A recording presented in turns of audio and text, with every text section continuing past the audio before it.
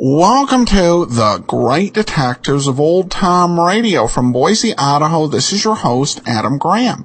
If you have a comment, email it to me, box13@greatdetectives.net. Follow us on Twitter at Radio Detectives and become one of our friends on Facebook, facebook.com/Radio Detectives. Today's episode is brought to you by the financial support of our listeners. Among them, we have Patrick and William and Charles and Jerry and Patricia, as well as Nancy. Thank you so much for your support. It's truly appreciated. Now it's time for today's episode of The Cases of Mr. Ace, a Man Named Judas.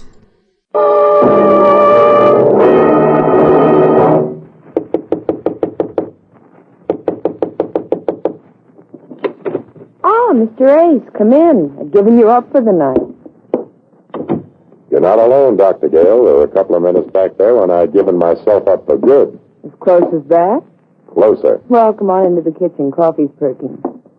Can't you find a less dangerous way to make a living than being a private detective? Sure, but then who'd supply you with your material for your book on criminal psychology?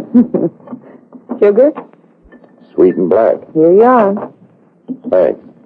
Incidentally, the book is coming very well, thanks to the unorthodox point of view I get on the criminal mind through your eyes. Well, what happened to you tonight? What happened tonight seems to have started with a man named Judas. Judas? You mean Judas Iscariot from the Bible, of course. That's the guy, Dr. Gale, the world's most notorious stool pigeon. But it took 2,000 years for it to catch up to me. Well, I'm listening, Mr. Ace. I'm listening.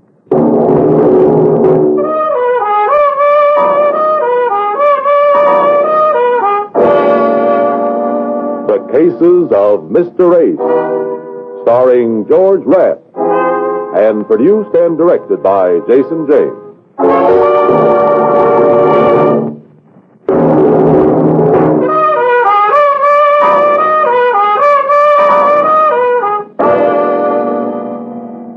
I hadn't been in my office over on 6th Avenue for more than 10 minutes when the hall door opened just wide enough to admit a man's eye. From where I sat, I could see it was steel blue, and when the door opened a little wider, I could see that the eye belonged to a very tall, very thin, very blond man. I waved him in.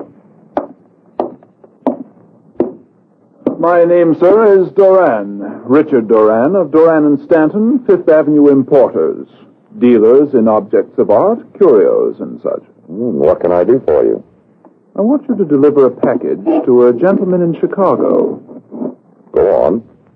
That's all there is to it. I see.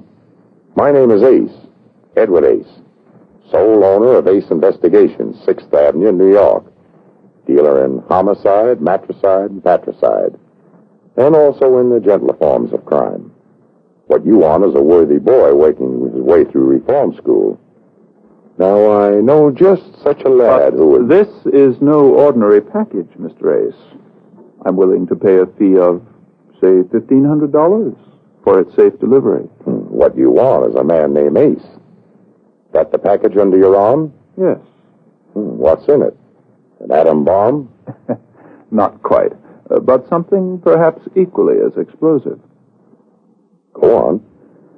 It contains the most priceless item ever to come into the possession of Doran and Stanton. You still haven't told me what it is. I didn't intend to. I don't like working in the dark. What's it worth? In dollars and cents, I mean. I have consented to sell it to a British gentleman named Colonel Amherst for $150,000. You could get a lot of explosion out of that kind of scratch. Is the dingus insured? Unfortunately, Mr. Ace, it is not possible to apply for insurance. I see what you mean. Yes, the dingus, as you call it, has had a most checkered and colorful career. Mostly blood red, I suppose. You put things so obliquely, Mr. Ace. But you're quite right. For many years, Doran and Stanton have kept it hidden away. Now, Colonel Amherst may have the joy of possession and the fear. You will find him registered at the Ambassador East. Deliver the package, collect the money, and return to me here in New York. Why don't you take it to Chicago yourself? Or have the Colonel come here? I will be frank, sir. Neither of us wishes to assume the risk. I would advise you to go armed, if you accept the assignment. Shall I give you a check for your fee? How much cash do you have with you? Oh, $250? Why? I'll take that. The balance when I return from Chicago with your money. Excellent. Here is your retainer, and here is the package. I also have your transportation. You leave on the Commodore Vanderbilt tonight, car 57, compartment E. Good luck, Mr. Ace.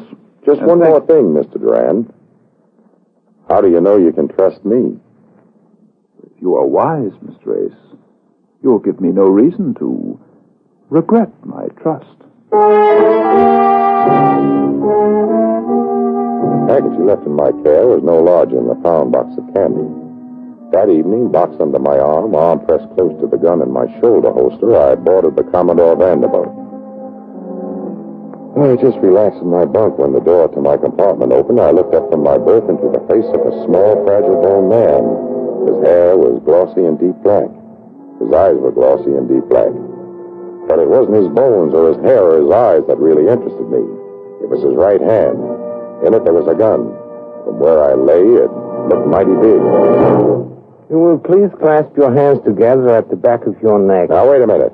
I never even met your sister. I intend to take the package. If you make one move, I'll be forced to shoot you. That makes a problem. You can't get the package unless I do move. It's under my mattress. Oh, how clumsy. This place is so small. I forgive me. I am reluctant to permit you to rise. Of course, I could shoot you and kill you now and then roll you over and take the package. But you won't, because you're not sure it is under the mattress. And if you don't find it there, I won't be alive to tell you where it is. Yes, I suppose you are right. I can never think these things through clearly. Very well, I have no alternative. You will follow my instructions very closely, sir. Now you put your right leg on the floor, Mr. Ace. Slowly, slowly. That's it. Now, sir, roll over very gently on the floor with your side, so. Slowly keep your hands on that. All right, get up. I won't shoot. Oh, what an idiot I am. A stupid, imbecile bungler.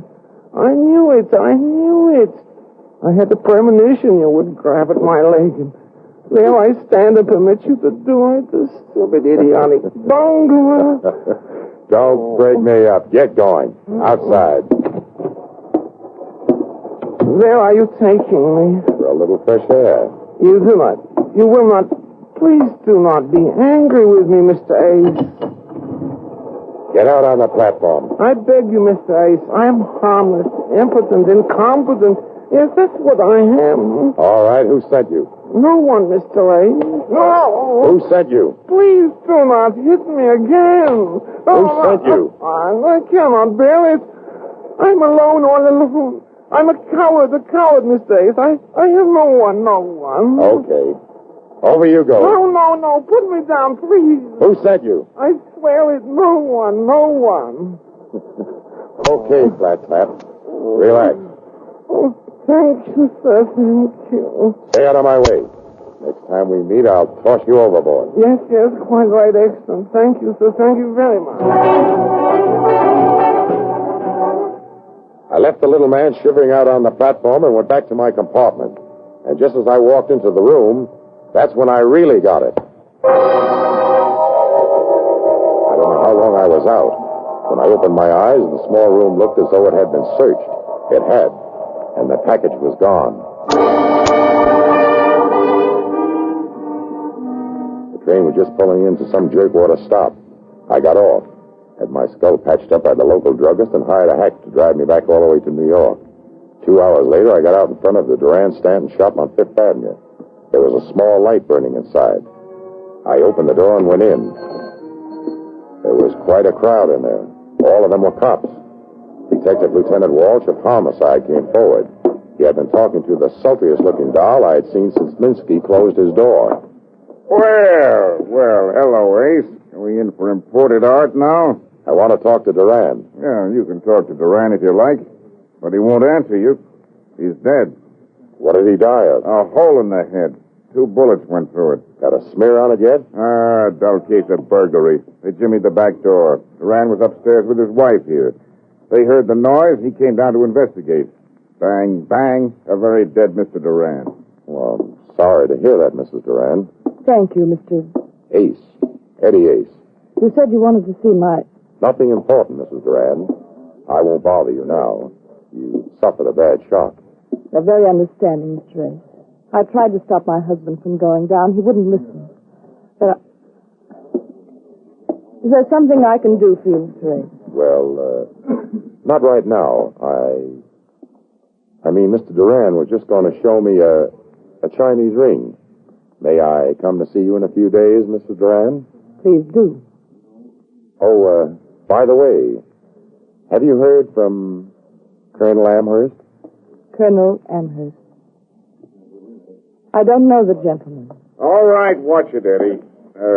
Mrs. Duran, I think you'd better go upstairs now. The boys are going to bring the I mean, we have to take the... Yes, I understand.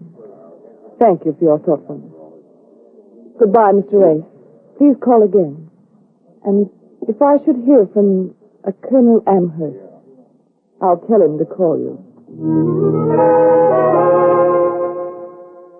Mrs. Duran left the shop. She hesitated briefly at the door, glanced over her shoulder at me once, and then was gone. Walsh's boys brought the stiff out of the back room. I took a quick gander at it, then a longer one. It was a very, very dead Mr. Duran, all right. But it wasn't the man who had come to my office that morning. I guess I'll hit the road, Walsh. Stick around. Take your hat off. Respect for the dead? I'd like to see the rest of that adhesive patch. Don't be morbid. Yeah, maybe ask you a few questions, like what you really came here for at this hour, where you were an hour ago. Look, Walsh, just between us. An hour ago, I cracked the back door of the shop and threw a couple of slugs into Duran when he got in my way. I came back to see if I dropped any clues that might lead to me. If you find any, I'll be at my office. Bring them up and we'll split them 50-50.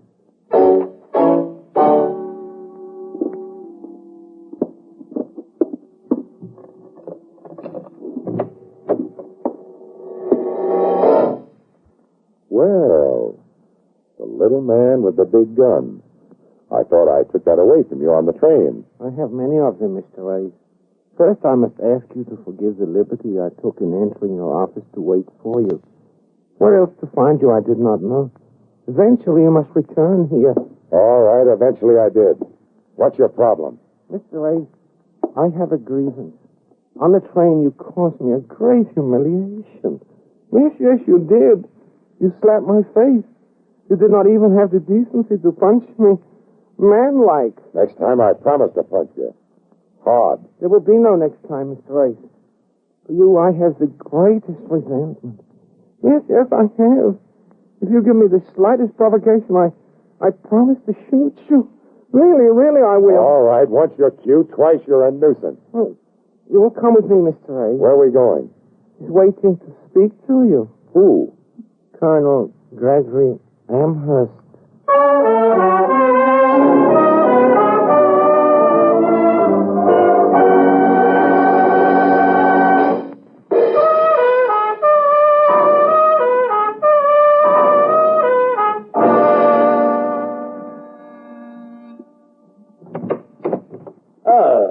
Come in, Mr. Ace. Come in, sir. Well done this time. Well done, Leonidas. Oh, thank you, Colonel. Thank you. It was simple. Well, sit down, sir. Sit down. Thanks. Nice layout you got here. You like it? You really like it, sir? It's so difficult to get proper accommodations these days. And now, sir, to the point. Where is the coin? The coin. Precisely. You mean, the coin that was in the package? Oh, please, sir, I beg of you, do not blame me for the simpleton. You know full well to which coin I have reference. Now, where is it? Suppose you tell me. Then we'll both know. You see, I told you he was uncooperative. I told you. Gently, Leonidas. We must discuss this calmly. But don't you see, he's a terrible person, a liar, a thug. If you don't take this monkey away, Colonel, I'll break his leg. Now, do be quiet, Leonidas, or I shall let him break your leg. A bizarre thought, indeed. Now, sir, I shall put it bluntly, concisely, and simply. I believe you have the coin. I believe that you and Stanton, Duran's partner, are working together. And you both mean to hoodwink Duran, simulate a theft on the train, and then dispose of the coin, sharing the proceeds between you and Stanton. So you got a phony coin when you slugged me on the train. You know full well I did, sir. You see how he twits, sir? Be quiet, Leonidas. I thought you were supposed to be in Chicago waiting for the coin. That was the business arrangement. But you cannot blame me for coming here before the coin was delivered in an effort to save a little money. And you even knew which train and compartment I'd be occupying. In my business, I must know many things. I even know when I'm beaten and forced to pay. And that time has come. I shall pay. How much? $50,000. The price was $150,000. That was when I planned on taking it by storm. Now I am willing to tender wealth to the realm. A quantitative and relative difference. If you can say that again, you've got a deal. On one condition. Yes? That first you tell me what this coin is all about. Tell you what... You mean you don't... That Stanton hasn't told you what... It's a trick. He's slippery. He's lying. Oh, my soul. This is priceless. Priceless. Sure, I sit and bargain with you for you. Oh, this is indeed priceless. Go ahead. Have your fun. You know what the coin is. I don't. But I know where it is. You don't. I'm still in the driver's seat. Indeed you are, sir. Forgive me. I must dry my eyes. Very well, sir. I shall show my good faith. Please, Colonel, I beg you, be careful what you say. He's a thug, a liar, a scoundrel, and everything. He struck me again. Yes, and it served you well. Now do be quiet. I hate him. You were saying, Colonel? The coin. Yes, tell me, sir. What do you think it is? Come to the point. To the point. Tell me, sir. How much do you know of your Bible? I told you I'm in no mood I for... do not ask idly, sir. It is very much to the point. You know, of course, of one Judas Iscariot, the great betrayer? Yes. And for his betrayal, he received from the Roman authorities his promised wage, 30 pieces of silver. Now then, that was 2,000 years ago. Mark well what I am about to say, sir. There are in the collections of numismatists certain coins of antiquity, dating back to the days of the pharaohs, 2,000 years before the day of the great betrayal. Now, sir, you begin to comprehend. I'm still listening. Very well, to the point. Of all the 30 pieces of silver paid to Judas Iscariot, only one, I say, has been unearthed. The rest, for all we know, have gone into the dust of the bones of the Judas.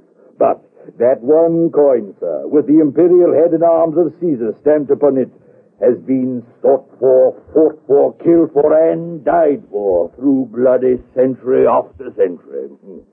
What do you say to that, sir? I say you're nuts.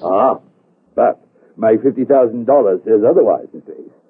And now, sir, the coin, if you please. I'll have to see Stanton first. You see, he cannot be trusted. Is Leonidas correct in his analysis of your character, sir? Sure, but I still have to see Stanton first. Very well.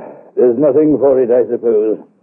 As added inducement, sir, a bonus of $10,000 for yourself. We needn't advise Mr. Stanton of it. If you deliver the coin to me here before dawn. I sail with the tide for Montevideo. I'll try to earn the 10G.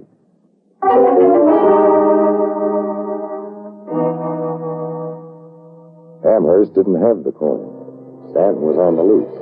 He might or might not have it. If it existed at all, it had to be someplace. I hustled on back to the shop of Duran and Stanton. I never got a good look at the little man who was tailing me. Every time I glanced back, he had his face draped in a foreign language newspaper. I made sure he was still pounding along behind me when I turned in at the door of Duran and Stanton. I didn't expect it to be open. I was wrong. I didn't expect to find anyone there. I was wrong again. walked slowly to the kid at the far end of the shop. She was no more than 16 or 17, and her face was white.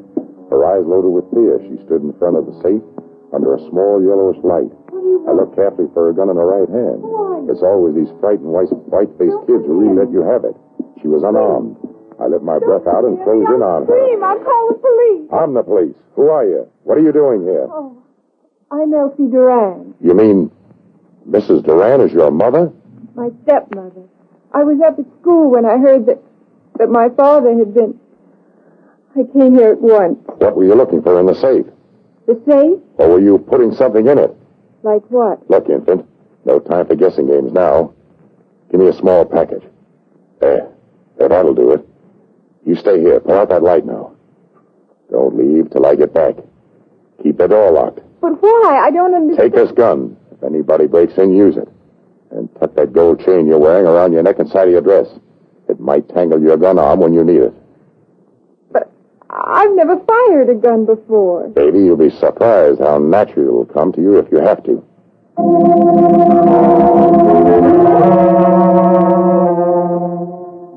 I left the kid in the shop, strolled down 5th across 34th to my office on 6th. The little man on my tail had dusted. I took my time. I figured there'd be somebody waiting for me at my office. There was. I figured he'd be holding a gun on the door. He was. I figured it would be the little man. It wasn't. All right, Mr. Ace. I'll take that package. What name are you wearing now, Stanton? Give me that package. You're sure you want it? Your life is a mighty high price to pay for it. You forget, I'm holding the gun. Okay, be headstrong. Here's the package. That's better, Mr. Ace. All the time I was talking to Stanton, I watched the little man across the street, the foreign language paper still covering his face. After Stanton left my office, I watched for him through the window.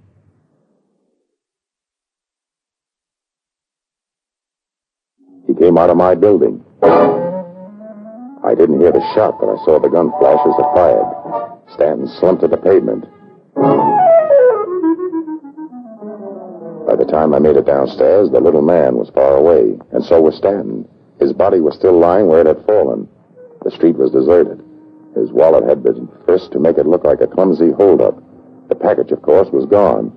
I picked up the wallet, cased the contents. Among the usual stuff, there was a small clipping on glossy paper. It was a crude picture of a coin. The caption under it read, "Coin of Judas." I didn't have to rack my brain to figure out where I'd seen it before.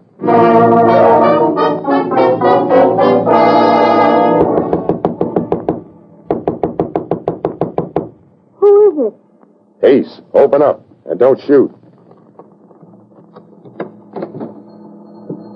Oh, Mr. Ace, I've been so frightened. Give me that gold chain from your neck. My chain? Stop playing simple. You can keep the chain after I've taken the coin from the end of it.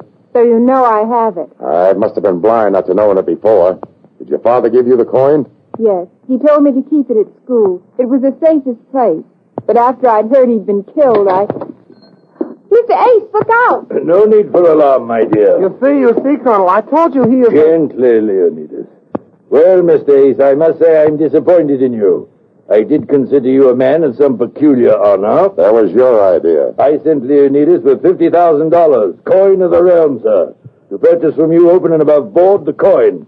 And what am I given for this honorable gesture? This, sir, 2 tortoiseshell combs. They'll look cute on Leonidas. This time, sir, I mean business. This gun will underscore my intention. Now, the coin, Mr. Ace, and my $50,000. You're not even amusing, you fat clown.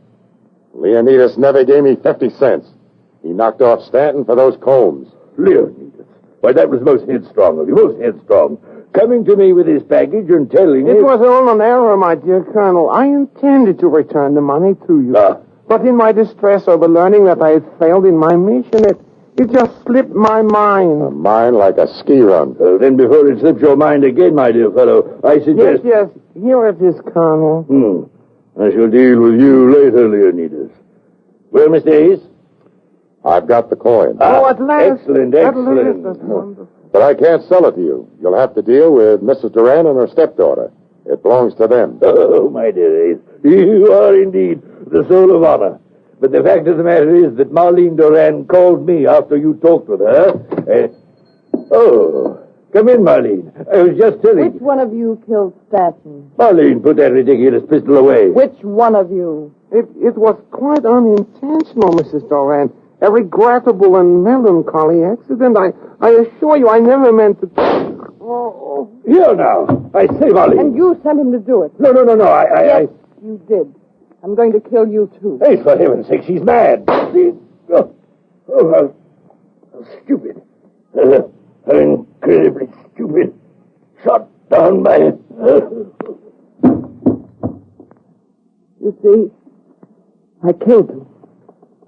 I loved Stanton. So I killed his killers. Yeah. Just like you and Stanton killed your husband. He got wise of the fact that you and Stanton were going to run out on him. So he sent Stanton to deliver the phony package. He knew that Amherst was in New York. He tipped Amherst off, figuring that Leonidas would be sent to kill Stanton for the package. But Stanton was wise to it. He sent me instead. And when he saw that I was attacked, he came back here and killed your husband. Yes, my husband, and he deserved it. All right, Marlene. Come along with me. I'm not going with you, Mr. Ace, because you and Elsie are going to the morgue.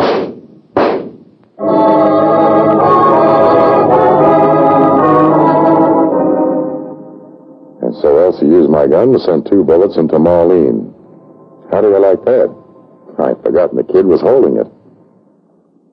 But what about Elsie? Won't she have to stand trial for... No, it's been settled down at headquarters. After all, Marlene did kill 2 men and then threaten Elsie and me with a gun. So, Elsie will be okay. And what about the coin? Does Elsie keep it? Yeah, but she's having it melted down. Into what? A small silver crucifix. I see. I like that. Good night, Mr. Ace. Good night, Dr. Gale.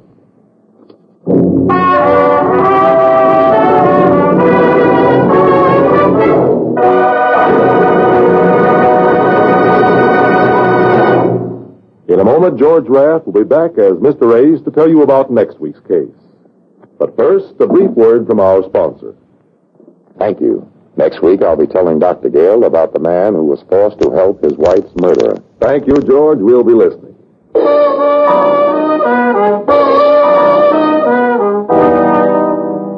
Tonight's supporting cast included Francis Hefflin, Joseph Kearns, Ted Von Eltz, Charlie Lung, Elliot Reed, Mary Jane Croft, and Lorraine Beaumont. The music was composed and conducted by Del Castillo. This is Carlton Cadell speaking and inviting you to listen again next week to George Raft in the cases of Mr. Ace.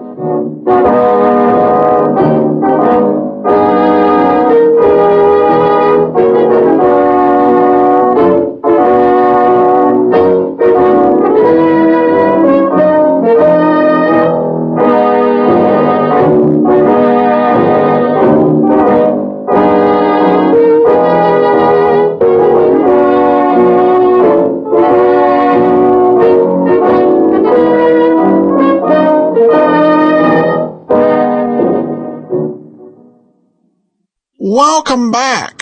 It's rare that you find an episode of any radio program that borrows so much from Casablanca. You had the Sidney Greenstreet sound-alike, and you also had a combination of Joel Cairo, who was played by Peter Lorre in the movie, and Wilmer. This is somewhat interesting because George Raft famously turned down the starring role in The Maltese Falcon because story has it he wasn't comfortable or familiar with the director. And of course Humphrey Bogart took it, and of course the rest is history. Here we get the idea of a little bit of what it would have been like George Raft in The Maltese Falcon. And a Sidney Greenstreet that repeatedly said, "Coin of the realm, sir, coin of the realm." A classic phrase. Though I admit from an emotional and thematic standpoint, I like the end. I like the way it ended with them going ahead and melting that whole thing down into a crucifix. So nicely done there on that. Some listener comments and feedback include Woody, who says, "I enjoy the shows and the old commercials." And William writes, "Adam, thanks for contributing continuing to provide me hours of entertainment in my retirement years. All right, well, thank you so much for your comments and for your support. We appreciate everyone during our listener support campaign who sent us coin of the realm, or the 21st century PayPal equivalent thereof. That will actually do it for today. We'll be back tomorrow with Let George Do It. Next week, on Tuesday, we'll have The Adventures of Frank Race for you. Brace for a little bit of a schedule change. In the meanwhile, send your comments to box13 at greatdetectives.net. Follow us on Twitter, Radio Detectives, and become one of our friends on Facebook, facebook.com/Radio Detectives. From Boise, Idaho, this is your host, Adam Graham, signing off.